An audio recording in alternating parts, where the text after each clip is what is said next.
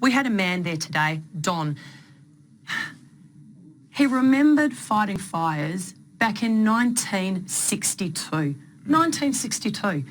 Ash Wednesday is still fresh in his mind.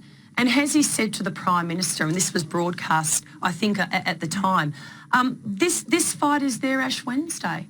This fight is their Ash Wednesday. And they've called on, not just the federal government, they've called on the opposition and the Greens themselves. So just to finish, also... What will happen to Don if this agreement goes through?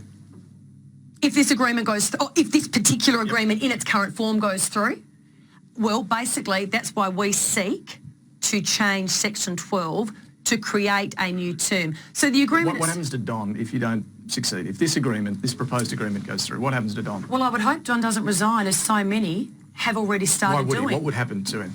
Well, again, though, it's not just what would happen to Don. It's the impact on Don of the Victorian state government saying, we're going to side with the United Firefighters Union over you, the volunteers.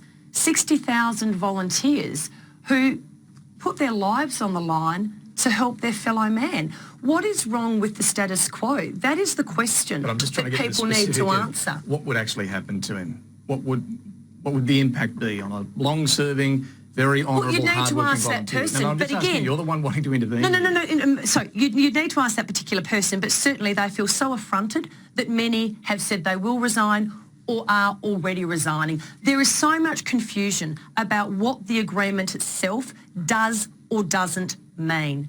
They feel that their autonomy is being taken away from them, and you've seen the clauses that we have referred to. So again, if there is no objectionable term in the agreement will be approved by the Fair Work Commission. In the event, though, that the volunteers put their hands up and say there is, the Fair Work Commission will need to take a very good look at the agreement. But again, we made a promise in the election that we would stand with the CFA and with the volunteers and honour them, respect them, and ensure that they are not subjected to what is a hostile union takeover. It's a very small change that we propose. I mean, you've seen it. That is the length and breadth of the legislation. It's not often you get legislation that is quite frankly as concise as this. It is just a small change to Section 12 to ensure that the ability for the CFA to manage its volunteers is not undermined. That's it. Employment Minister Michaelia Cash, thank you very much for joining us. Great to be with you. This afternoon. Thank you so much.